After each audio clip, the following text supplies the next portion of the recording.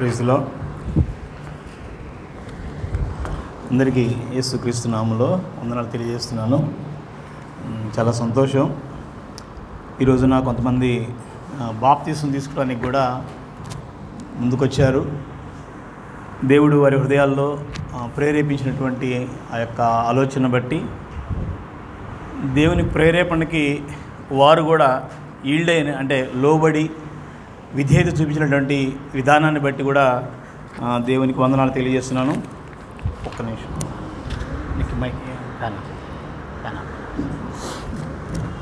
ఈ సమయంలో మనం దేవుని యొక్క వాక్యాన్ని మనం ధ్యానం చేద్దాం. ఓకే, ఇప్పుడు మీరు బాప్తీసం తీసుకున్న వాళ్ళు కానీ ఆల్రెడీ విశ్వాసంలో కొనసాగుతున్నటువంటి వాళ్ళు కానీ మనందరం కూడా ఒక ఆత్మీయ జర్నీ, స్పిరిచువల్ జర్నీలో ఉన్నాం. ఆల్రెడీ మనకన్నా పితరులు బైబిల్ గ్రంథంలో వాళ్ళు కూడా ఆల్రెడీ వాళ్ళ యొక్క విశ్వాస యాత్రని కొనసాగించారు, ముగించారు. ఇంకా మనకన్నా పెద్దవాళ్ళు, ఏజ్లో పెద్దవాళ్ళు విశ్వాస యాత్రలో కూడా వాళ్ళు కొనసాగుతూనే వెళ్తున్నారు. సో ఈ విశ్వాస యాత్ర అనేది దేవుడు మనకు అనుగ్రహించినటువంటి గొప్ప ఆధిక్యత. ఎందుకంటే లోకంలో చాలామంది ఉన్నారు. లోకంలో చాలామంది వాళ్ళ మార్గాల్లో వాళ్ళ ఆలోచనలో వాళ్ళు కొనసాగుతూ ఉన్నారు. అయితే ఏ ఆత్మీయ అంటే వాళ్ళ యొక్క లైఫ్ ఎవరిదైనా కానీ లీడ్ చేయడం పెద్ద కష్టమేం కాదు. అంటే వాళ్ళ లైఫ్ని వాళ్ళు కొనసాగించడం, వాళ్ళు నమ్మినటువంటి విషయాల్లో వాళ్ళు ముందుకెళ్ళడం పెద్ద నష్టం కాదు, పెద్ద కష్టం కూడా కాదు. ఎందుకంటే వాళ్ళు ఈ లోకంలో యొక్క ఫ్లోలో కొట్టుకొని పోతూ ఉంటారు. కాబట్టి అది పెద్ద కష్టంగా అనిపించదు. ఏదో 4 ఆచారాలు, 4 మాటలు, లేదంటే ఏదో కొన్ని పద్ధతులు పాటిస్తే మేము చాలా స్పిరిచువల్గా వెళ్ళిపోతున్నామని అనుకునేటువంటి పరిస్థితులు ఉన్నాయి. కానీ క్రైస్తవ జీవితం అనేది అలా కాదు. క్రైస్తవ జీవితము లోకంలో ఉన్నట్లుగా, లోకస్తులు ఉన్నట్లుగా, లోకంలో ఉన్నటువంటి వ్యక్తులు లేదా పద్ధతులు, వాళ్ళకున్నటువంటి రకరకాల విశ్వాసాలకు అనుగుణంగా ఇది ఉండదు. ఇది చాలా సంథింగ్ స్పెషల్, ఇది చాలా ప్రత్యేకమైనది. అందుకని ఈ యాత్ర కొనసాగించేటువంటి మనందరం కూడా చాలా జాగ్రత్తగా ఉండాలి అని దేవుని వాక్యము ఎప్పటికప్పుడు హెచ్చరిస్తూనే ఉంది. ఈ సమయంలో మనం ఒక వాక్య భాగాన్ని మనం ధ్యానం చేసి కొన్ని విషయాలు మనం నేర్చుకొని మనం కూడా విశ్వాస యాత్రని ముగించటం అనేది చాలా ప్రాముఖ్యం. కాబట్టి ఎలా ముగిస్తున్నాము అనే విషయాన్ని కూడా మనం తెలుసుకొని పరిశీలన చేసుకొని మనం ముందుకు కొనసాగుదాం. కొరింథీయులకు రాసినటువంటి మొదటి పత్రికలో 10వ అధ్యాయం, కొరింథీయులకు రాసినటువంటి మొదటి పత్రిక 10వ అధ్యాయంలో 12వ వచనంలో ఒక మాట ఉంటుంది. తాను నిలుచున్నానని తలంచుకునేవాడు పడకుండునట్లు జాగ్రత్తగా చూసుకొనవలెను. ఇది చాలు. తాను నిలుచున్నానని తలంచుకునేవాడు అంటే చాలామంది మేము కూడా ఈ శ్వాస యాత్రలో వెళ్తూ ఉన్నామని అనుకుంటున్నారు. చాలామంది మేము కూడా క్రైస్తవులు అనుకుంటున్నారు. చాలామంది మేము కూడా భక్తి చేస్తున్నాం అనుకుంటున్నారు. చాలామంది కూడా మేము సీనియర్స్ అని అనుకుంటున్నారు. చాలామంది రకరకాల అభిప్రాయాలు వాళ్ళకు ఉన్నాయి ఈ విశ్వాస యాత్రలో. అయితే ఈయన పౌలు ఏమంటాడంటే అంతకుముందు ఒక విషయాన్ని ప్రస్తావన చేస్తూ ఆ విషయం యొక్క చివరిలో కంక్లూడ్ చేస్తున్నాడు. ఒక విషయాన్ని కంక్లూడ్ చేస్తున్నాడు. ఏమని కంక్లూడ్ చేస్తున్నాడంటే తాను నిలుచున్నానని తలంచుకునేవాడు. అంటే దాని అర్థం ఏంటంటే కొంతమంది మేము కూడా ఉన్నాం కదా, మేము కూడా ఫాలో అవుతున్నాం కదా, మేము కూడా కొనసాగుతున్నాం కదా, మేము కూడా భక్తి చేస్తున్నాం కదా అని అనుకుంటున్నారు. కానీ తాను నిలుచున్నానని తలంచుకునేవాడు పడిపోకుండా జాగ్రత్తగా చూసుకోవాలి అనే అంశంతో ఆయన క్లోజ్ చేస్తున్నాడు. అక్కడ మనం పైన కొన్ని వచనాలను చూస్తే అదే 10వ అధ్యాయంలో అక్కడ ఒక విచిత్రమైనటువంటి విషయాన్ని రాస్తున్నాడు.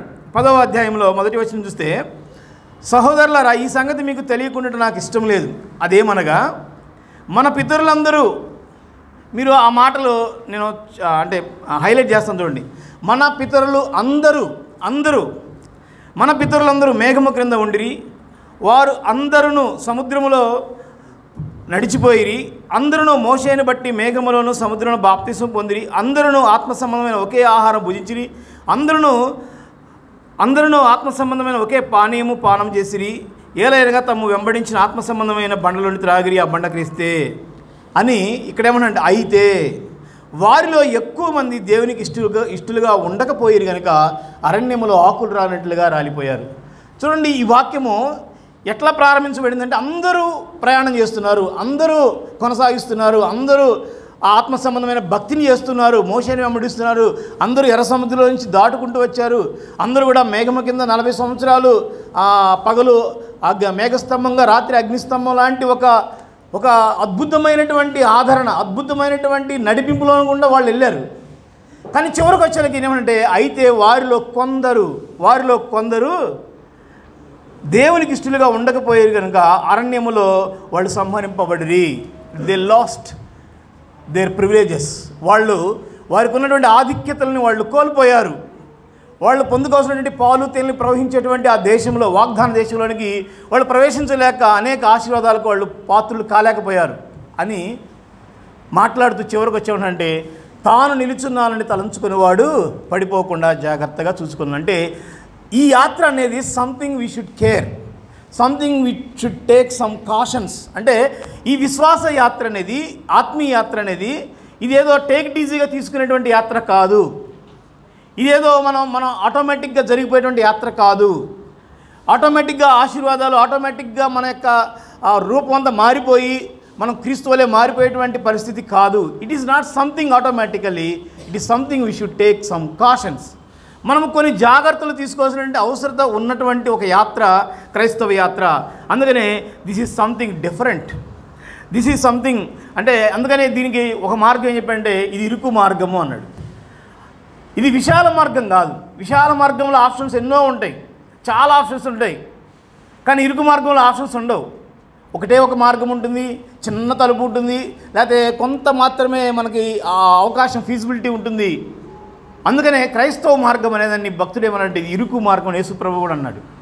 కాబట్టి ఈ యాత్ర అనేది ఇరుకు మార్గంగా ఉంది, ఇది డిఫరెంట్గా ఉంది. అంతేకాదు, ఇది చాలా important than any other ways అనమాట. మనం ఈ లోకంలో ఏ మార్గాన్ని చూసుకున్నా కూడా వాటికి ఏది కూడా ఈ మార్గంతో సాటి రాలేనటువంటి ఒక గొప్ప ఆధిక్యత కలిగినటువంటి మార్గము మనం దేవుడు నడిపించేటువంటి మార్గము. కాబట్టి మనం చాలా జాగ్రత్తలు తీసుకోవాలి. ఇంకొక మాట చెప్పాలంటే, మన ప్రారంభం ఎలా ఉన్నది అనేది ఇంపార్టెంట్ కాదు, మన ముగింపు ఎలా ఉన్నది అనేది ఇంపార్టెంట్. చాలామంది ప్రారంభంలో మొదలు పెడతారు, ఆసక్తిగా మొదలు పెడతారు, కానీ చివరికి వచ్చేలాగా సతకలు పడిపోతూ ఉంటారు. ప్రారంభంలో చాలా ఉత్సాహంగా ఉంటారు, చాలా ఆసక్తిగా ఉంటారు, అసలు ఎంతగా అంటే అంతగా వాళ్ళు ఇదవుతూ ఉంటారు. కానీ రాను రాను వాళ్ళ ఉత్సాహం తగ్గిపోయి వాళ్ళు అంత ఆసక్తిని కనబరచకుండా డల్ అయిపోతూ ఉంటారు. అందుకనే మనం ఎలా ప్రారంభించాము, ఎలా వెళ్తున్నాం అనేది దానికన్నా కూడా మన ముగింపు ఎలా ఉండబోతుంది అన్నది చాలా ప్రాముఖ్యం. కాబట్టి మనము ఈ క్రైస్తవ విశ్వాస యాత్రలో definitely we should take care. మనము తప్పకుండా కొన్ని కాషన్స్ మనం తీసుకోవాలి. అప్పుడే మనం ఈ శ్వాస యాత్రలో పడిపోకుండా ఉండగలుగుతాము. అయితే ఏం తీసుకోవాలి? How should we withstand in Christ? ఈ రోజున మీతో మాట్లాడుకున్న మాట ఏంటంటే, ఈ విశ్వాస యాత్రలో మనం పడిపోకుండా క్రీస్తులోనే అంటుకట్టబడి ఉండాలి అంటే మనం ఎలాంటి జాగ్రత్తలు తీసుకోవాలి, ఎలాంటి విషయాల్లో మనం జాగ్రత్త కలిగి ఉన్నప్పుడు మనం ఈ విశ్వాస యాత్రని కంప్లీట్ చేయగలుగుతాము. అయితే నేను ఒక 5 విషయాలు చాలా క్లుప్తంగానే తొందరగానే చెప్తానికి ప్రయత్నిస్తున్నాను. ఒక 5 విషయాలు కనుక మనం జాగ్రత్తగా ఉంటే కనుక డెఫినెట్గా మనము ఈ శ్వాసయాత్రలో పడిపోము. జాగ్రత్తగా ఉండమని వాక్యం చదివిస్తుంది కాబట్టి ఆ విషయాలు మనం గమనించబద్ధులమై ఉన్నాం. మొదటిగా మన విశ్వాసయాత్ర పడిపోకుండా ఉండాలంటే డెఫినెట్గా we should have a strong foundation. ఒక బలమైన పునాది అనేది చాలా అవసరమై ఉన్నది. చూడండి, మత్తయి సువార్త 7వ అధ్యాయం 24వ వచనం. మత్తయి సువార్త 7వ అధ్యాయం 24వ వచనంలో మనం చూస్తే, చదువుతారు బ్రదర్?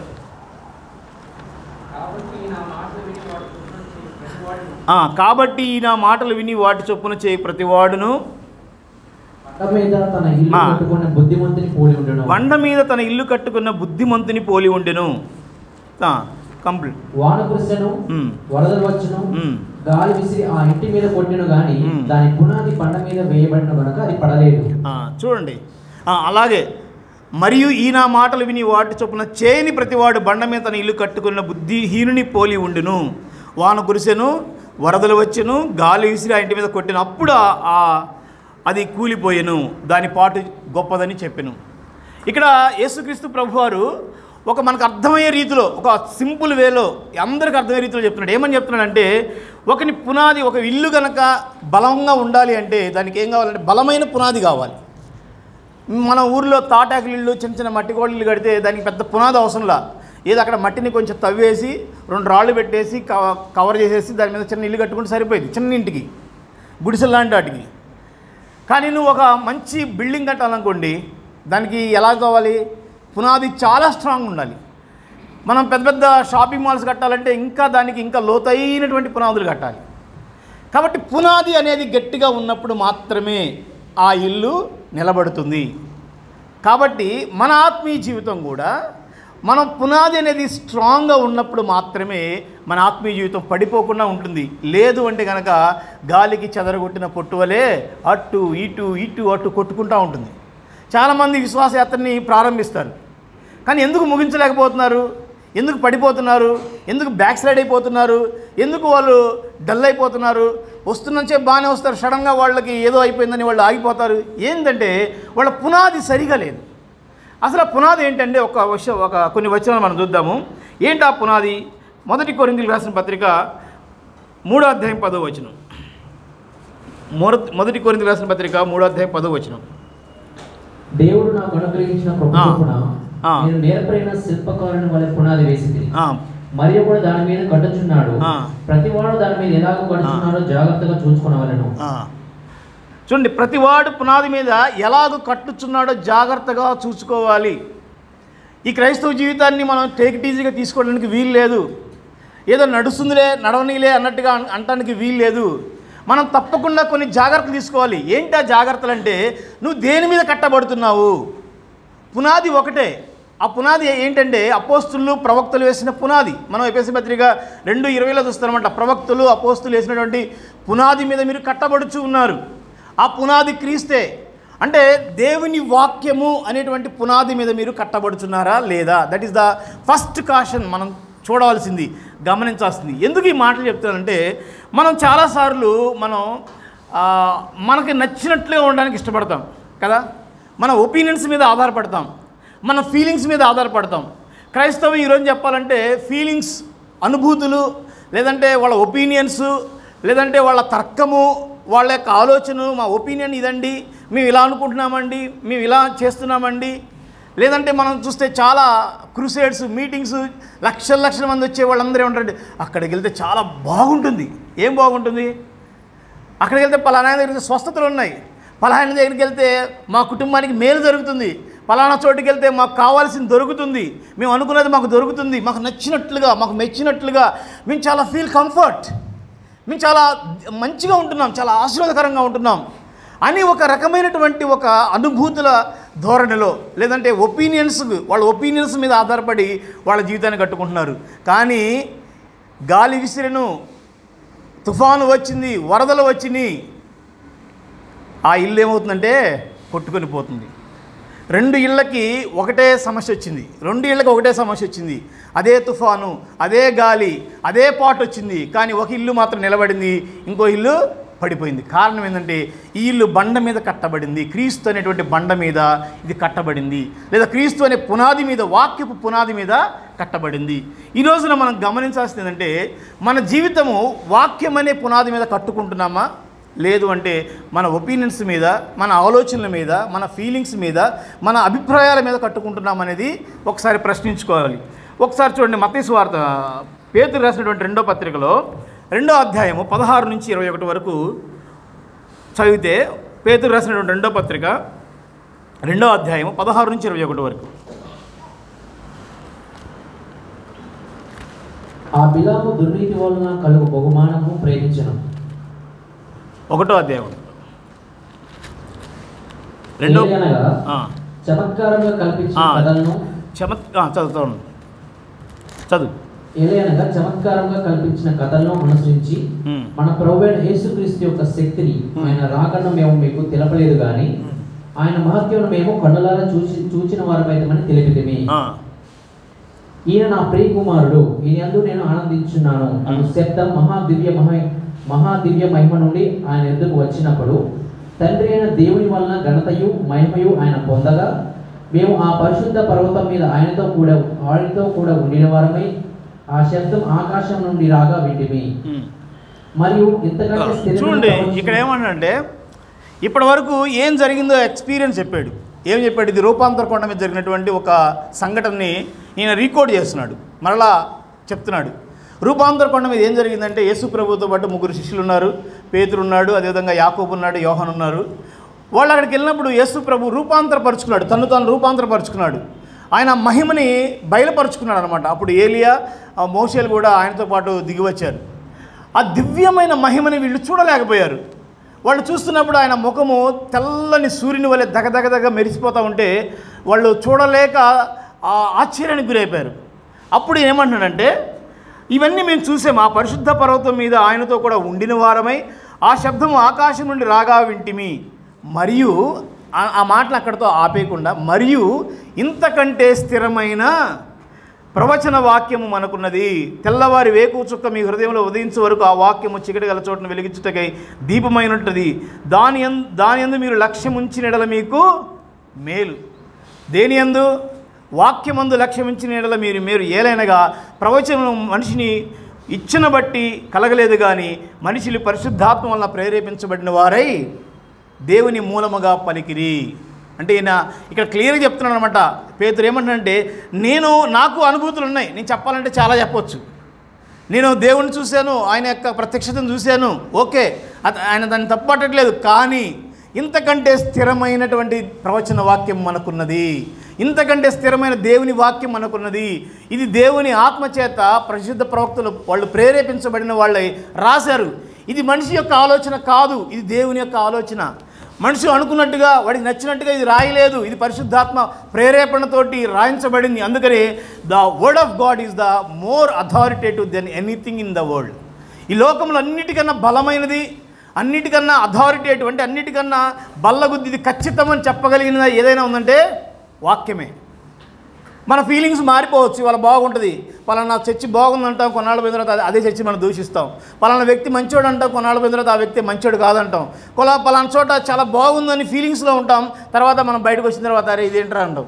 కానీ నువ్వు వాక్యాన్ని పట్టుకో, వాక్యానుసారంగా జీవించు, వాక్యానుసారంగా నడిపించు, వాక్యానుసారంగా సంఘం ఉందనుకోండి, నీ అభిప్రాయం ఎప్పటికీ మారదు. ఎందుకు? అది వాక్యం అనే బండ మీద కట్టబడింది కాబట్టి నువ్వు స్థిరముగా కట్టబడతావు. నీ జీవితంలో కూడా, నా జీవితంలో కూడా దేవుని వాక్యం నిన్ను నడిపిస్తుందా? That's the question we need to ask. మనం అడగాల్సిన ప్రశ్న, మనం అడుక్కోవాల్సిన ప్రశ్న ఏంటంటే, దేవుని వాక్యం నిన్ను నడిపిస్తుందా లేదా? దేవుని వాక్యం నడిపించకపోతే మనకు నచ్చినట్లుగా జీవిస్తాం, మనకు నచ్చినట్లుగా ప్రవర్తిస్తాం, మనం అనుకున్నట్లుగా మన అభిప్రాయాల ప్రకారం జీవిస్తాం. మీకు ఉదాహరణ చెప్తా. ప్రోవర్బ్స్లో ఒక మాట ఉంటుంది అనమాట. ఒకని ఎదుట ఒక విషయం ఉంటుంది, అన్నీ మంచిగానే కనిపిస్తాయంట అతనికి, కానీ తదుకు అది మరణానికి దారితీస్తుంది అని వాక్యం ఉంటుంది. అంటే దాని అర్థం ఏంటి? ఫర్ ఎగ్జాంపుల్, ఆదాము అవ్వలు ఉన్నారు, వాళ్ళ ముందు ఒకటి ఉంది. ఏముంది? ఒక పండు ఉంది, ఒక చెట్టు ఉంది, మంచి చెడులు తెలివించే చెట్టు ఉంది. అది రమ్యంగా ఉంది, చూపులకు రమ్యమైనదిగా ఉంది, అది రుచిగా ఉంది. ఇప్పుడు అది తినాలి అనేటువంటి ఒక ప్రేరేపణ, తినాలి అనేటువంటి ఒక ఆలోచన వాళ్ళ ముందుంది. ఇప్పుడు అది వాళ్ళు తీసుకోవాలా వద్దా? వాళ్ళని నడిపించింది ఏంటి? ఎట్ ద సేమ్ టైం వాళ్ళకి దేవుని వాక్యం కూడా ఆల్రెడీ ఉంది. ఏమనుంది? ఈ పండు తిని తినమన్నా నిశ్చయముగా నువ్వు చచ్చెదవు. ఇక్కడ వీళ్ళకి ఇంకో ప్రక్క ఏముందంటే, వాళ్ళ తలంపులు ఉన్నాయి, వాళ్ళ ఆలోచనలు ఉన్నాయి, వాళ్ళ భావాలు ఉన్నాయి, ఏమంటారు వాటిని అనుభూతులు ఉన్నాయి. పండు చాలా బాగుంది, ఈ సమయంలో ఈ పండు తిందాం, ఏమవుతుంది? ఒకసారి ట్రై చేద్దాం. దేవుడు మరీ అంత కోపిస్తుడు అంటావా? దేవుడు మరీ అంత కర్కసుడు అంటావా? ఒక పండు తింటే మాత్రానికి దేవుడు మనల్ని చంపేస్తాడా? ఫీలింగ్స్, ఒపీనియన్స్, తత్వాలు, ఇది తింటే దేవదూతలం అయిపోతే బాగానే ఉంటుంది కదా, మనం కూడా దేవుడితో సమానంగా ఉంటాం కదా. వాళ్ళు ఏం చేశారు ఆ సమయంలో అంటే, ఆ పండు తిన్నారు. అంటే వాళ్ళు దేవుని వాక్యానికి విలువకుండా, దేవుని మాటకి వాళ్ళు చెవి ఎగ్గకుండా, దేవుని మాట యందు వాళ్ళు విశ్వాసం ఉంచకుండా పండు మీద, లేకపోతే అనుభూతుల మీద, ఆలోచనల మీద, సొంత అభిప్రాయాల మీద వాళ్ళు ఆధారపడ్డారు, సొంత చిత్తం మీద ఆధారపడ్డారు. అది నాశనానికి నడిపించింది. దేవుని వాక్యం మారిందా? నువ్వు పండు తిని తినమని నిత్యముగా చచ్చేదు అన్నారు. మారిందా? మారలేదు. వాళ్ళు ఆధ్యాత్మికంగా చచ్చిపోయారు, శారీరకంగా చచ్చిపోయారు. కానీ నిత్యత్వం కూడా వారికి చావు అనేది వచ్చింది, కానీ దేవుడు వారిని కాపాడాడు. కాబట్టి మన ముందు అనేక సమస్యలు ఉంటాయి, అనేక ఒత్తిళ్ళు ఉంటాయి, అనేక ఫీలింగ్స్ ఉంటాయి, అనేక ఆలోచనలు ఉంటాయి. నీ ఆలోచన ఇది వాక్యానికి దగ్గరగా ఉందా? నీ ఆలోచన వాక్యాన్ని సపోర్ట్ చేస్తుందా? ఆ వాక్యం వెళ్ళమంటుందా? ఆ వాక్యం తినమంటుందా? ఆ వాక్యం చూడమంటుందా? ఆ వాక్యం ఓకే ఇది వెళ్ళొచ్చు అంటుందా? లేదు అంటే మనం చాలా జాగ్రత్తగా ఉండాలి. మన జీవితంలో దేవుని వాక్యానికి ఎంత ప్రాధాన్యత ఇస్తామో అంతగా మన జీవితాలు ఆశీర్వదించబడతాయి, పడిపోకుండా మనం కాపాడగలుగుతాం.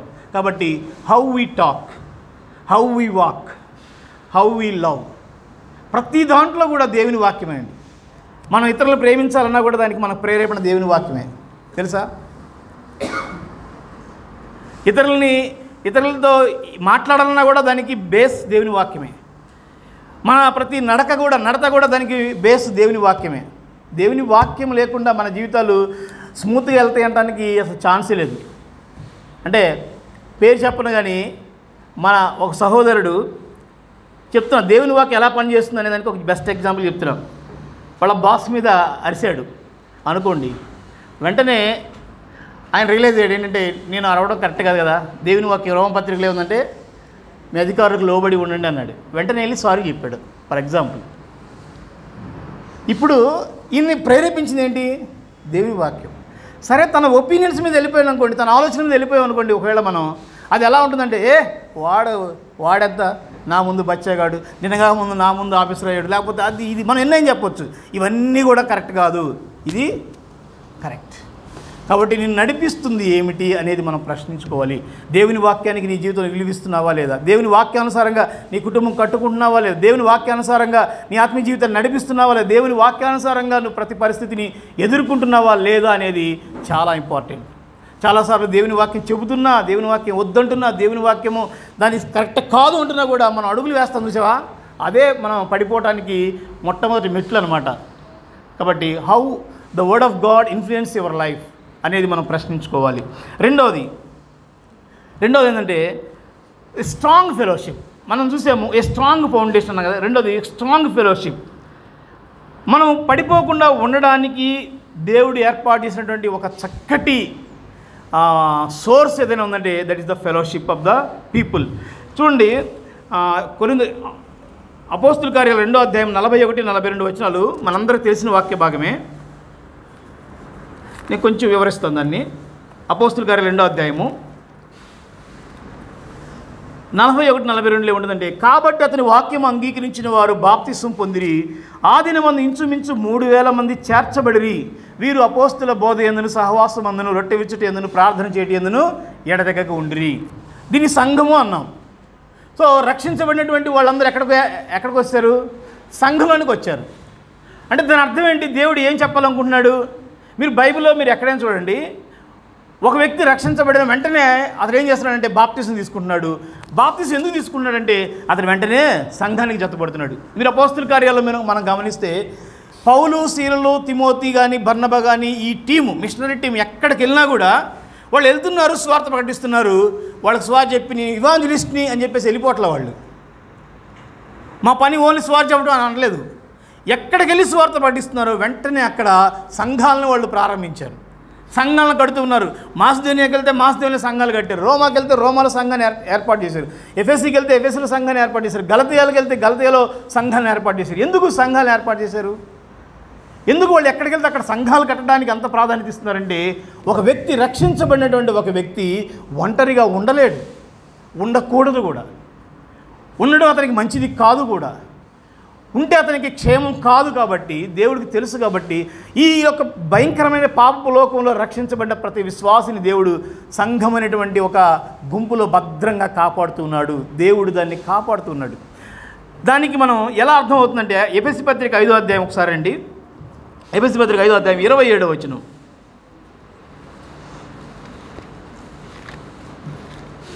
ఎఫెసీ 5:27. పురుషులారా మీ భార్యను ప్రేమించుడి, అటువలే క్రీస్తు కూడా సంఘమును చూడండి, అటువలే క్రీస్తు కూడా సంఘమును ప్రేమించి. ఇక్కడ ఒక్క నిమిషం, ఇక్కడ మనం 1వ అధ్యాయము 2వ అధ్యాయంలో చూస్తే రక్షణ గురించి దేవుడు మాట్లాడుతున్నాడు, రక్షణ యొక్క ప్రాముఖ్యత గురించి మాట్లాడుతున్నాడు. మీరు కృప ద్వారా విశ్వాసం ద్వారా మీరు రక్షింపబడి ఉన్నారన్నాడు. ఇక్కడికి వచ్చేలేకమన్నాడంటే ఇప్పుడు ఆయన ఇండివిజువల్ గురించి మాట్లాడతలేదు, వ్యక్తుల గురించి మాట్లాడతలేడు, ఈడ ఒక గ్రూప్ ఆఫ్ పీపుల్ గురించి మాట్లాడుతున్నాడు. ఏమంటాడంటే అటువలే క్రీస్తు కూడా సంఘమును ప్రేమించి, తర్వాత దానిని అది కళంకమైనను ముడతైనను మరి అట్టిది ఏదైనాను లేకుండా పరిశుద్ధమైనదిగా నిర్దోషమైనదిగా మహిమగల సంఘంగా తన ఎదుట నిలబెట్టకనని వాక్యముతో ఉదక స్నానము చేత దాన్ని పవిత్రపరిచి పరిశుద్ధపరచుటకే తన్ను తాను అప్పగించుకొనెను. 30వ వచనంలో మనం చూస్తే ప్రతివాడును తన శరీరమును ద్వేషించువాడు ఎవడో లేడు కానీ ప్రతివాడు దాన్ని పోషించి సంరక్షించుకును. మనము క్రీస్తు శరీరంలో అవయవములై ఉన్నాము గనుక అలాగే క్రీస్తు కూడా సంఘమును పోషించి సంరక్షిస్తున్నాడు. క్రీస్తు ఏం చేస్తున్నాడంటే సంఘమును పోషించి సంరక్షిస్తున్నాడు. ఇప్పుడు మనం చాలాసార్లు దేవుడు నన్ను విడిచిపెట్టాడు, దేవుడు నన్ను పట్టించుకోవట్లేదు, దేవుడు నా పక్షాన లేడు, నా యందు లేడు చాలాసార్లు అంటాం కదా. కానీ వాక్యం ఏం చెప్తుందంటే దేవుడు సంఘమును పోషించి సంరక్షిస్తున్నాడు. ఒక భర్త భార్యని ఎలాగ పోషించి ఆమెను ఎలాగ సంరక్షిస్తాడో, కాపుదలిస్తాడో, ప్రొటెక్షన్ చేస్తాడో అలాగే దేవుడు కూడా సంఘాన్ని పోషించి సంరక్షిస్తున్నాడు. ఇప్పుడు సమస్య ఏంటంటే అసలు మనం ఆ సంఘంలో ఉంటున్నామా లేదా? That is the question. ఆ సంఘములో మనము నమ్మకంగా ఉంటున్నామా లేదా అనేది ముఖ్యం. కానీ దేవుడు మనల్ని విడిచిపెట్టడం జరగదు. అందుకని దేవుడు సంఘాన్ని ఏం చేస్తున్నాడంటే వాక్యంతో ఉదక స్నానం చేస్తున్నాడు. ఈ వాక్యాలు ఎందుకు ప్రకటించబడుతున్నాయి ఇక్కడ? ఎందుకు మనం బైబిల్ స్టడీస్ పెడుతున్నాం? ఎందుకు మనం అనేకసార్లు కాంటాక్ట్ మీటింగ్ పెడుతున్నాం? ఎందుకు ఫెలోషిప్గా మనం గ్యాదర్ అవుతున్నాం? ఎందుకు ఈ సంఘంలో ఇన్ని యాక్టివిటీస్ చేస్తున్నాం? యూత్ మీటింగ్లు పెడుతున్నాం, రకరకాల స్త్రీల కూడికలు ఎందుకు పెడుతున్నామంటే సంఘంలో దేవుడు కార్యాలు చేస్తున్నాడు, సంఘముల మధ్యలో దేవుడు సంచరిస్తున్నాడు. ఆయనకి ఇప్పుడు ఉన్నటువంటి పని ఏంటంటే సంఘమే, వేరే పని ఏం లేదు. సంఘము సంఘము సంఘము. చివరికి ప్రభువు ఈ సంఘం కోసమే రాబోతున్నాడు. ఈ సంఘాన్ని పవిత్రపరిచి పరిశుద్ధపరిచి దాన్ని చక్కగా కళంకమైనను ముడతైనను అలాంటిది ఏది లేకుండా ఒక చక్కటి బ్రైడ్ ఎలా ఉంటుందో అంటే ఒక వధువు సంఘంగా ఏ విధంగా ఉంటుందో అలాగా మొత్తం కూడా దేవుడు వాషౌట్ చేసి క్లీన్ చేసి వాక్యంతో ఉదక స్నానం చేయించి హెచ్చరించి బుద్ధి చెప్పి ఖండించి లాలించి పోషించి ప్రతి ఒక్కళ్ళు కూడా ఆయన ఎదుట నిష్కలంకంగా ఉండే విధంగా దేవుడు అలాంటి ఏర్పాటు చేశాడు. కాబట్టి ఎలాంటి సంఘములో మనం ఉంటున్నాము లేకపోతే సంఘంలో మనం ఎలా ఉంటున్నాము అనేది కూడా చాలా ఇంపార్టెంట్ ప్రశ్న మనం వేసుకోవాలి. సంఘానికి రాకుండా లేకపోతే సంఘానికి సరైనటువంటి రెస్పాన్సిబుల్ లేకుండా లేదంటే కొంతమందికి ఎలా ఉంటుందంటే సంఘం అంటే కుదిరితే వెళ్దాం లేకపోతే లేదు, అది సంఘం అంటే కొంతమంది దృష్టిలో సంఘం అంటే ఏంటంటే సంఘం అంటే అంతా ఒకటే కదండి, అన్నీ ఒకటే. మనకి ఎక్కడ నచ్చితే అక్కడికి వెళ్తూ ఉండొచ్చు. ఈ వారం ఇక్కడికి వెళ్దాం, వచ్చే వారం ఇంకో చోటుకి వెళ్దాం, వచ్చే వారం ఇంకో చోటుకి వెళ్దాం, లేకపోతే ఇక్కడ కాకపోతే సాయంత్రం వెళ్దాం, సాయంత్రం కుదరకపోతే పొద్దున వెళ్దాం, పొద్దున కుదరకపోతే మధ్యాహ్నం వెళ్దాం, మధ్యాహ్నం కుదిరితే అర్ధరాత్రులు వెళ్దాం. అది కాదు సంఘం. సంఘం అంటే కేవలం నువ్వు వెళ్ళి వర్షిప్ చేసేది మాత్రమే కాదు. సంఘం అంటే నిన్ను పట్టించుకునే వాళ్ళు లేకపోతే నీకు బాధ్యత ఉండి నువ్వు కూడా పార్టిసిపేట్ చేసేటువంటి ఒక అవకాశం ఉన్నటువంటిది సంఘం. అందుకనే కదా ఎఫెసీ పత్రికలో చూడండి ఒకసారి 4వ అధ్యాయంలో ఒక చక్కటి మాట ఉంటుంది. 17వ వచనం 17వ వచనం. ఆయన శిరస్సై ఉన్నాడు, ఆయన నుండి సర్వశరీరం చక్క అమర్చబడి తనలో ఉన్న ప్రతి అవయము తన పరిమాణం చొప్పున పనిచేయుచుండగా ప్రతి కీలు వలన కలిగిన బలము చేత అతకబడి ప్రేమయందు తనకు క్షేమావృద్ధిని చేసుకుంటుంది. సంఘము తనకు క్షేమావృద్ధిని ఎలా చేసుకుంటుందంటే ప్రతి కీలు వలన, ప్రతి కీలు అంటే ప్రతి జాయింట్స్ కూడా మనకి బాడీలో చాలా జాయింట్స్ ఉంటాయి కదా, జాయింట్స్ ఉంటాయి, ఆర్గాన్స్ ఉంటాయి. ఇవన్నీ కూడా సంఘంలో ఒకటి ఎలాగ బాడీలో పనిచేస్తూ ఉంటాయో, ఒకదానికొకటి ఎలా ఎంకరేజ్ చేసుకుంటాయో, ఒకదానికి ఎలా సపోర్ట్ చేసుకుంటాయో, అలాగే మనం కూడా ఒకదానికొకళ్ళు సపోర్ట్ చేసుకుంటూ, ఒకరినొకళ్ళు హెచ్చరించుకుంటూ, ఒకరినొకళ్ళు పలకరించుకుంటూ, ఒకరి అవసరతలో ఒకళ్ళు ప్రార్థన చేసుకుంటూ, ఒకరి కష్టాల్లో ఒకళ్ళు పాలు పంచుకుంటూ సంఘము తనకు క్షేమావృద్ధిని కలగజేసుకుంటుంది. కాబట్టి మన సంఘములో మన పాత్ర ఏంటి? సంఘములో మన బాధ్యత ఏంటి, సంఘంలో మన అకౌంటబిలిటీ ఏంటి. ఇప్పుడు చాలామంది సంఘం అంటే బాప్తిజం తీసుకుంటున్నారు, బాగానే ఉంటుంది, తీసుకున్నాక కనబడరు, జంపు జిలాని ఎక్కడికి వెళ్తారో తెలియదు, ఎప్పుడు వెళ్ళిపోతారో తెలియదు, సడన్గా చెప్పబెట్టుకుని వెళ్ళిపోతూ ఉంటారు చాలామంది. తర్వాత మేము ఫోన్లు చేసి అడిగితే అన్నా పలానా ప్రాబ్లం. అది కరెక్ట్ అయిన పద్ధతి కాదు. ఏది కరెక్ట్ అయిన పద్ధతి, నువ్వు అకౌంటబిలిటీగా ఉండాలి, సంఘానికి నువ్వు అకౌంటబిలిటీగా ఉండాలి. ఎందుకు? నీకోసం సంఘం ప్రార్థిస్తుంది, నీకోసం సంఘం వాక్యాన్ని బోధిస్తుంది, నీకోసం సంఘం అనేక కార్యక్రమాలు చేస్తుంది. సంఘము నువ్వు విడిగా లేవు, నువ్వే సంఘము. అలాంటప్పుడు నీకు ఎంత బాధ్యత ఉండాలి. కాబట్టి ఒక స్ట్రాంగ్ ఫెలోషిప్ అనేది చాలా అవసరము. మూడవదిగా మనం చూద్దాం. మూడవది చాలా ఇంపార్టెంట్ ఏంటంటే ద స్ట్రాంగ్ ఫెయిత్. మనం పడిపోకుండా చూసుకోవాలి అంటే మనకు కావాల్సింది అంటే స్ట్రాంగ్ ఫెయిత్, ఒక బలమైన విశ్వాసము లేకుండా.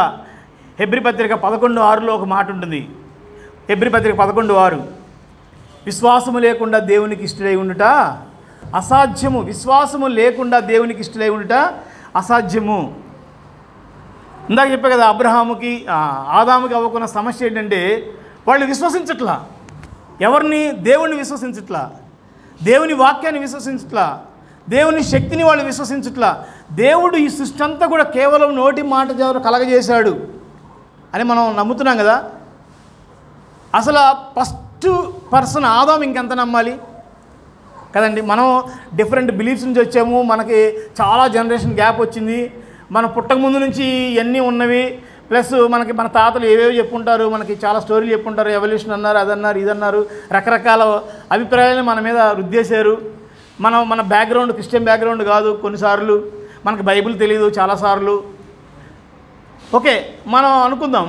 బట్ ఆదాము పరిస్థితి ఎలా ఉంటుంది? ఫస్ట్ పర్సన్, మొట్టమొదటి వ్యక్తి, ఆయనే అన్నిటికి పిలిచి పేర్లు పెట్టాడు. ఆయన ఏ పేరు పెడితే ఆ పేరుతో అన్నీ పిలువబడ్డాయి. ఇది సింహం అంటే సింహం అయింది, కుక్క అంటే కుక్క అయింది, ఏనుగంటే ఏనుగైంది. అంత సూపర్ పవర్ని దేవుడు, అంత జ్ఞానాన్ని ఇచ్చి దేవుడు అతనితో మాట్లాడుతూ వచ్చి ఆయన కళ్ళ ముందు ఎన్ని చూసినప్పుడు స్టిల్ ఆయన పడిపోవడానికి కారణం ఏంటంటే ఆయన సరైనటువంటి విశ్వాసము దేవుని ఎదుట ఉంచవలసిన విధంగా ఉంచలేదు, దేవుని మాటని నమ్మలేదు. కాబట్టి విశ్వాసము లేకుండా దేవునికి ఇష్టలై ఉండుట అసాధ్యం. ఒక వాక్యం చూద్దాము. హెబ్రీ పత్రిక 3వ అధ్యాయము 12-15 దాకా. హెబ్రీ పత్రిక. సహోదరులారా, జీవం గల దేవుని విడిచిపోవునట్టి విశ్వాసం లేని దుష్ట హృదయం మీలో ఎవరియందైనా ఒకవేళ ఉండునేమో అని జాగ్రత్తగా చూసుకున్నాడు. చూడండి ఆ మాట, చూడండి. అది విశ్వాసము లేని జీవము గల దేవుని విడిచిపోవునట్టి విశ్వాసము లేని దుష్ట హృదయం మీలో ఎవరియందైనా ఒకవేళ ఉండునేమో అని జాగ్రత్తగా చూసుకొనుడి. దేవుణ్ణి విడిచిపెట్టేటువంటి ఒక దుష్ట హృదయము, విశ్వాసము లేని దుష్ట హృదయము ఒకవేళ మీలో ఉంటుందేమో, జాగ్రత్త పడండి. ఈ విశ్వాసయాత్రని కొనసాగించాలంటే నేను చెప్తున్నా కదా, మన మీద చాలా ఇన్ఫ్లుయెన్స్ ఉంటాయి, మన విశ్వాసానికి చాలా ప్రశ్నలు వస్తాయి, మన విశ్వాసానికి అనేక ఆటంకాలు వస్తాయి. చాలామంది రకరకాల అభిప్రాయాలు చెప్తూ ఉంటారు, కాలేజీలో డిఫరెంట్గా మాట్లాడుతూ ఉంటారు, స్కూల్లో మాట్లాడుతూ ఉంటారు, మన ఫ్రెండ్స్ మన ఇన్ఫ్లుయెన్స్ చేస్తుంటారు, నైబర్స్ ఇన్ఫ్లుయెన్స్ చేస్తూ ఉంటారు. ఒక చక్కటి మనకు తెలిసినటువంటి ఒక ఫ్యామిలీలో అప్పటి వరకు బాగా దేవుని నమ్ముకున్నాడు, దేవుని యందు బాగా విశ్వాసం ఉంచాడు, అంతా బాగుంది. దెన్ హైయర్ స్టడీస్కి వెళ్ళిన తర్వాత అతడు పూర్తిగా నాస్తికుడు అయిపోయాడు. ఎందుకు అయిపోయాడు అంటే అక్కడికి వెళ్ళిన తర్వాత వాళ్ళు చాలా బుక్స్లో చాలా ఫిలాసఫీలు చెప్పేస్తూ ఉన్నారు. అసలు దేవుడు ఉంటే ఇలా ఎందుకు జరుగుతుంది, దేవుడు ఉంటే ఇలాగా ఏంటి అవిటి వాళ్ళు ఎందుకు పుడుతున్నారు, దేవుడు ఉంటే చిన్నబిడ్డలు ఎందుకు చచ్చిపోతున్నారు, దేవుడు ఉంటే అలా సునామీ ఎందుకు వస్తుంది, దేవుడు ఉంటే కరోనా ఎందుకు వస్తుంది, దేవుడు ఉంటే అదెందుకు జరుగుతుంది, దేవుడు ఉంటే ఇదెందుకు జరుగుతుంది, ఇట్లాగా రకరకాల ఒపీనియన్స్ని, అభిప్రాయాలని వాళ్ళ మీద రుద్ది వాళ్ళ విశ్వాసాన్ని పోగొట్టుకునే విధంగా చేస్తున్నారు. కాబట్టి మనం ఎప్పుడు కూడా దేవుని వాక్యాన్ని చదివి దేవుని వాక్యంతో అంటుకట్టబడి మన విశ్వాసాన్ని ఏం చేయాలంటే వృద్ధిపరచుకోవాలి. విశ్వాసం అంటే ఏంటి? చాలాసార్లు మనకి విశ్వాసం అంటే ఏంటంటే మనకి రోగం వచ్చినప్పుడు తగ్గాలి, అది విశ్వాసం. లేదంటే మనం ఎగ్జామ్లో పాస్ అవ్వాలి, అది విశ్వాసం. లేదు మనకేదో సమస్య వచ్చింది, ఆ సమస్య నుంచి విడిపించబడాలి, అది విశ్వాసం. ఇదే మన విశ్వాసం. మాకు పలానా సమస్య వచ్చింది, హెల్త్ ప్రాబ్లం వచ్చింది, విశ్వాసంతో ప్రార్థన చేసుకుని తగ్గిపోయింది. ఇంకంతే వాళ్ళ విశ్వాసం ఏంటంటే దేవుడి విశ్వాసంతో ప్రార్థన చేసుకుని తగ్గిపోయింది. అసలు వాస్తవంగా విశ్వాసం అంటే ఏంటంటే విశ్వాసం అనేది దేవుడు ఏమై ఉన్నాడో దాన్ని నమ్మడం, దేవుడు ఏం చేయగలడో దాన్ని నమ్మడం, దేవుని యొక్క వాక్యం ఏం చెప్తుందో దాన్ని నమ్మడం, దానికి తగ్గట్టుగా జీవించడం విశ్వాసం. రాహాబు అనే వేశ్య ఏం చేసింది? రాహాబు అనే వేశ్య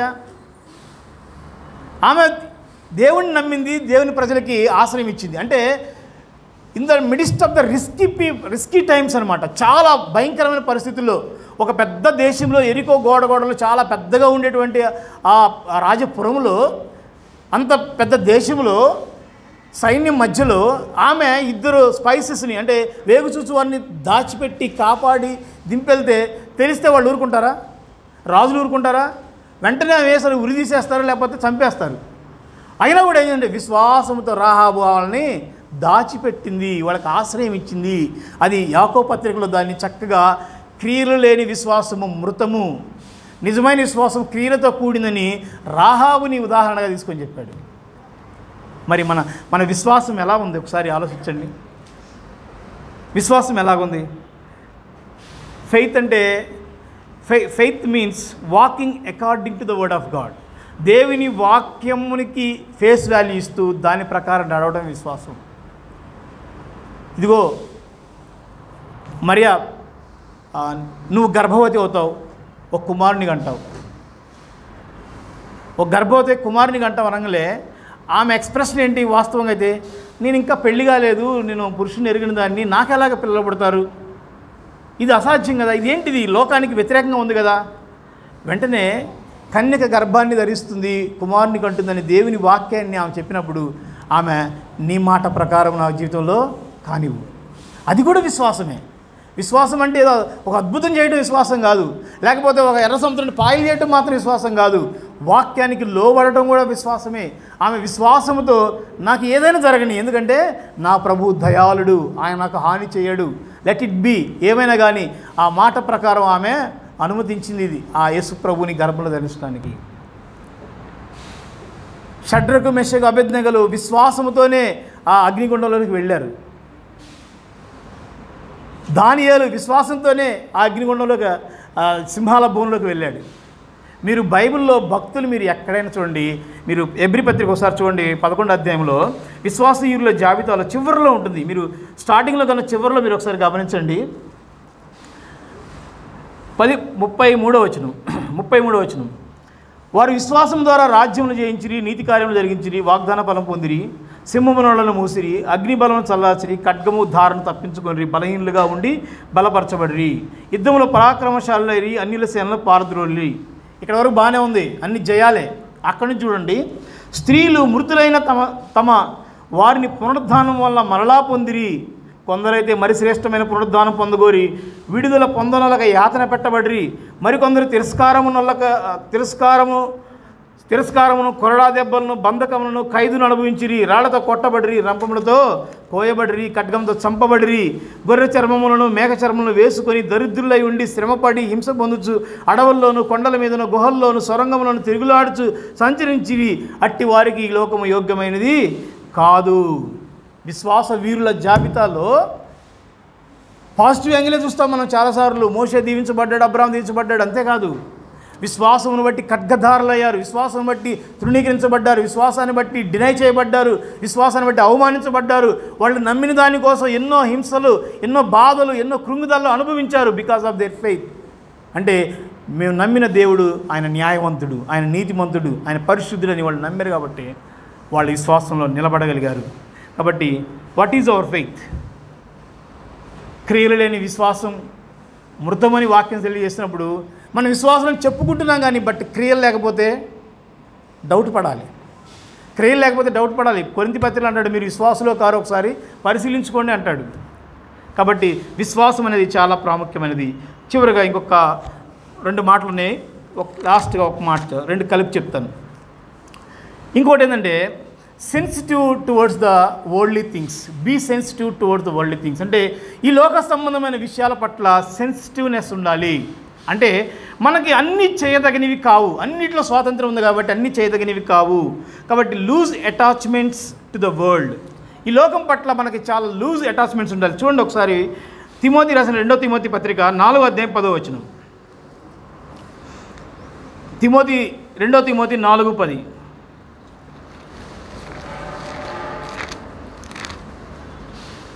దేహం ఈ లోకము స్నేహించి దేమ ఇహలోకమును స్నేహించి నన్ను విడిచి తెస్సలోనికి వెళ్ళను. దేమ ఏం చేశాడంటే ఈ లోకాన్ని ప్రేమించాడంట. దీన్ని ఏమంటారంటే దేమాస్ సిండ్రోమ్ అని కూడా అంటారు. దేమాస్ సిండ్రోమ్ అంటే those who are loving the world, that's called Demas syndrome. అంటే అదొక రోగం. ఏంటి ఆ రోగం?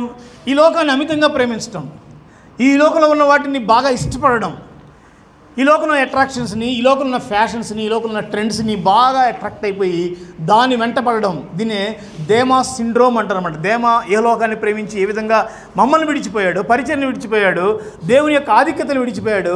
ఈ రోజుల్లో కూడా చాలామంది ఈ లోకం పట్ల అమితమైన ప్రేమ కలిగి ఉంటున్నారు. ఎందుకో అర్థం కాదు.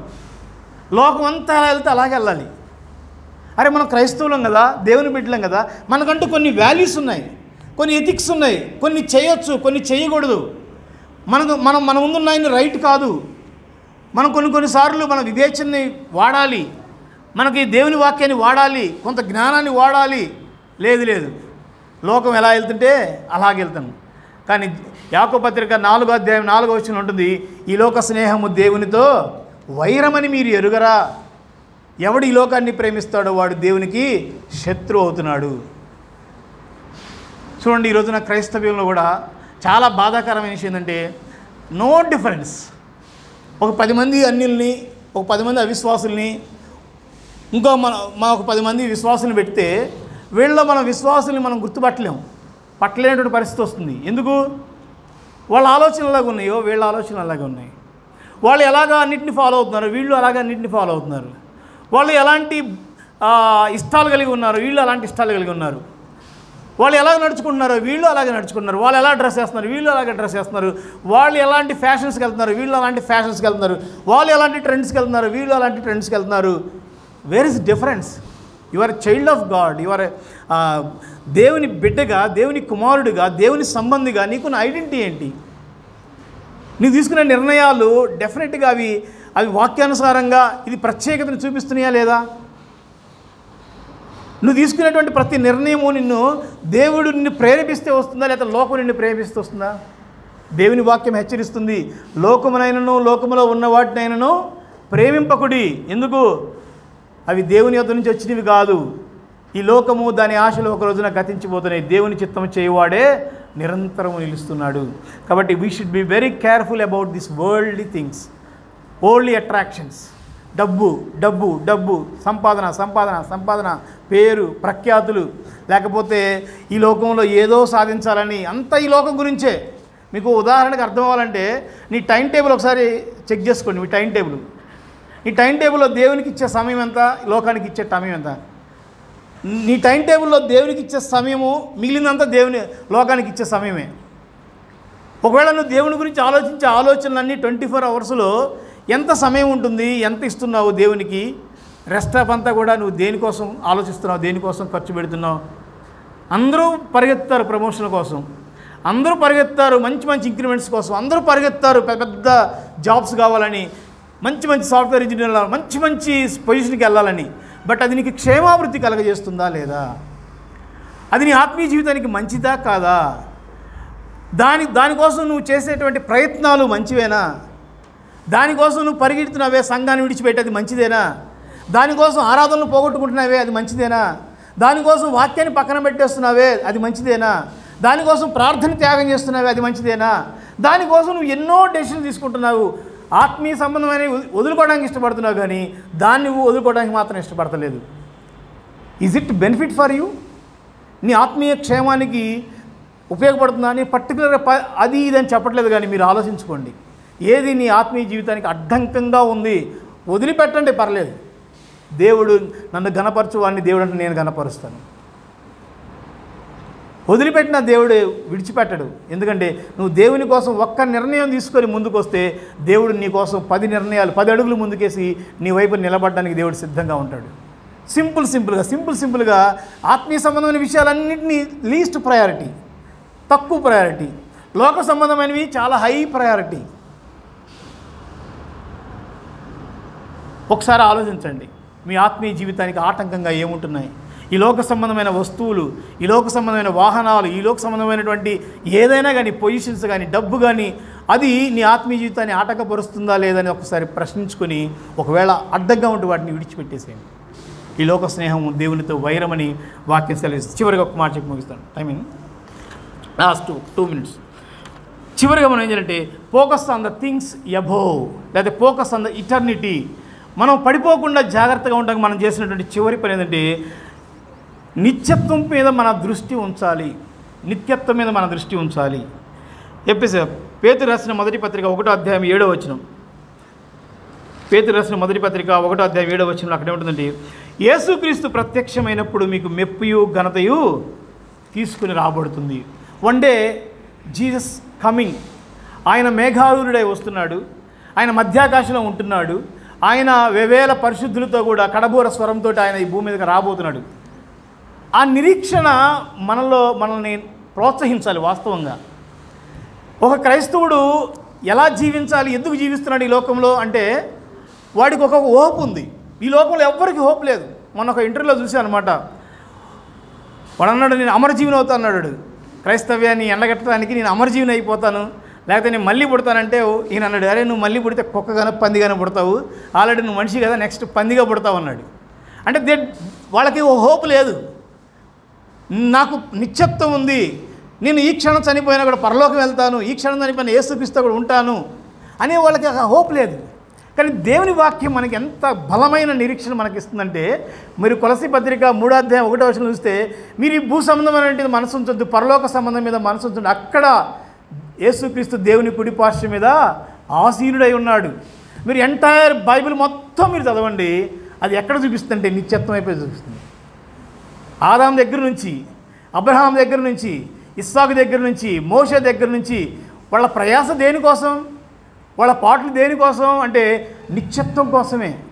అబ్రహాంని అడిగావనుకో, అబ్రహాం ఏంటి నీ విశ్వాసం ఏంటి, నువ్వు దేనికోసం ప్రయాసపడుతున్నావు, ఏంటి నీ లైఫ్ అవుట్పుట్ ఏంటంటే ఆయన అంటాడు, దేవుడు దేనికి శిల్పియు నిర్మాణకుడై ఉన్నాడో ఆ పునాదులు కలిగిన పట్టణం కోసం నేను ఎదురు చూస్తున్నాను. మోషే నీ ప్రయాస ఏంటి, నీ ప్రయత్నం ఏంటి, దేనికోసం అంటే అదృశ్యమైన వాడిని చూసినట్లుగా ఆయన ప్రతిఫలంగా కలగబో బహుమానం కోసం ఆయన ఎదురు చూస్తూ ఉన్నాడు. స్టెఫెన్, నువ్వెందుకు రాళ్లతో కొట్టబడ్డానికి ఇష్టపడుతున్నావు? జస్ట్ ఒక మాట నో అంటే అయిపోయింది కదా. వాళ్ళ నీ మీద దాడి చేస్తున్నారు, వాక్యం ప్రకటించొద్దు అంటున్నారు, మౌనం కూర్చోవచ్చు కదా ఇంట్లో, ఎందుకు ప్రకటిస్తున్నావు? What is the motivation force behind you? నిన్ను మోటివేట్ చేస్తున్న అంశం ఏంటంటే ఆయన కళ్ళు తెరిచి యేసుక్రీస్తు తండ్రి కుడి పార్శ్వమున నిలబడి ఉండటాన్ని ఆయన చూస్తున్నాడు. ఈచ్ అండ్ ఎవ్రీ బిలీవర్, బైబిల్లో రాయబడిన ప్రతి విశ్వాసి యొక్క మోటివేషన్ ఏంటంటే నిత్యత్వము, నిత్యత్వము, నిత్యత్వము, పరలోకము, రాబోయేటువంటి ఆలోకము, యేసుక్రీస్తు. వాళ్ళ లైఫ్ అంతా కూడా స్ట్రగుల్ అవుతుంది. దేనికోసం అంటే యేసుక్రీస్తు. ఈ లోకం కోసం కాదు. వాళ్ళకి తెలుసు ఈ లోకం అశాశ్వతమైంది, వాళ్ళకి తెలుసు ఈ శరీరం అశాశ్వతమైంది, వాళ్ళకి తెలుసు ఈ లోకంలో ఉన్నటువంటి ఏ ప్రాపర్టీస్ అయినా లేకపోతే ఏ పొజిషన్ అయినా ఇవన్నీ కూడా temporary. One thing is permanent, that is the heaven. నిత్యత్వం అనేది చార్లెస్ స్పర్జన్ ఒక మాట అంటున్నమాట, life is too short but eternity is too long అంట. అంటే జీవితం అనేది చాలా చిన్నది, నిత్యత్వం అనేది చాలా చాలా చాలా చాలా పెద్దది. ఆ నిత్యత్వంలో నువ్వు ఎలా ఉంటున్నావు అనేది ఈ చిన్న జీవితం మీద ఆధారపడి ఉంటుంది. How you spend your little. అందుకనే ఒక మాట అంటాడు యేసుప్రభు వారు, ఏమంటాడంటే కొంచెంలో నమ్మకం ఉన్నవాడు ఎక్కువలో కూడా నమ్మకం ఉంటాడు. ఈ కొద్ది జీవితంలో నమ్మకం ఉన్నవాడు దేవుడు అతనికి బలా నమ్మకమైన మంచి దాసుడా, ఇదిగో ఈ రాజ్యాలన్నీ ఏలుకొని నిత్యత్వం ఆయన బహుమానం. అందుకనే పౌలుని కదిలించిన, పేతుని కదిలించిన వాళ్ళు ఏమంటారంటే మంచి పోరాటం పోరాడము, విశ్వాసమును కాపాడుకున్నాము, మా పరుగు తుదముట్టించాము, ఇక మీదట నా కొరకు నీతి కిరీటము దాచబడింది. నా కొరకు మాత్రమే కాదు, ఆయన రాకడను అపేక్షించు వారందరి కోసం కూడా నీతి కిరీటం దాచబడి ఉంది. అంటే ఎవరైతే hoping for the second coming of Jesus Christ, ఎవరైతే ఆ నిత్యత్వం కోసం ఆలోచిస్తున్నారో, ఎవరైతే ఆయన రాకడ గురించినటువంటి ఆలోచనలు మనసులో పెట్టుకుంటున్నారో, దాని ప్రకారం జీవిస్తున్నారో, దానికోసం భయపడుతున్నారో, దానికోసం తమను తాము సిద్ధపరచుకుంటున్నారు, దానికోసం అవసరమైతే కొన్ని వదులుకుంటున్నారు, దానికోసం కొన్ని సఫర్ అవుతున్నారు, వాళ్ళందరికీ పౌలు ఇచ్చేటువంటి ఒక వాగ్దానం ఏంటంటే, పౌలు ఇచ్చేటువంటి భరోసా ఏంటంటే నాకు మాత్రమే కాదు, ఇలా ఎవరైతే ప్రయాసపడుతున్నారో వారందరూ కూడా నిత్యత్వం అనేది దేవుడు సిద్ధపరిచి ఉన్నాడు. ఒక్క మాటతో నేను క్లోజ్ చేస్తాను. జిమ్ ఎలియట్ ఆయన ఏమన్నాడంటే ఒక స్టేట్మెంట్ ఇచ్చాడు. ఏమంటే, నేను పోగొట్టుకునేదాన్ని, అంటే ఒక వస్తువు ఉంది, అది నేను ఎప్పటికీ పోగొట్టుకోలేను. ఒక వస్తువు ఉంది, దాన్ని అయితే నేను పోగొట్టుకోగలుగుతా. దీన్ని పోగొట్టుకోలేనా సరే దాన్ని నేను కాపాడుకోవాలి. అంటే నేను పోగొట్టుకోలేని దానికోసం, నేను కాపాడుకోలేని దాన్ని ఎందుకు నేను పట్టుకొని కూర్చోవాలి? దాన్ని వదులుకోవటం పెద్ద నష్టమేం కాదు. నిత్యత్వం అనేది మనం పోగొట్టుకోలేనటువంటి ఒక భద్రత. దానికోసం ఈ లైఫ్ అనేది పోగొట్టుకోండి. ఎప్పుడైనా చచ్చిపోతాం కదా, ఈరోజు చచ్చిపోతాం, లేదా రేపైనా చచ్చిపోతాం. ఇది పోయేదే. దీన్ని పోగొట్టుకోవడం పెద్ద నష్టం కాదు. కానీ అది మాత్రం నిత్యత్వం ఉండేది, అది రికార్డ్ చేయబడుతుంది. అకౌంట్స్ అన్నీ కూడా దేవుడు రాస్తూ ఉన్నాడు, చూస్తూ ఉన్నాడు. కాబట్టి మనం దేనికోసం ప్రయాసపడుతున్నాం అనేది ఒకసారి ఆలోచించుకోవాలి. కాబట్టి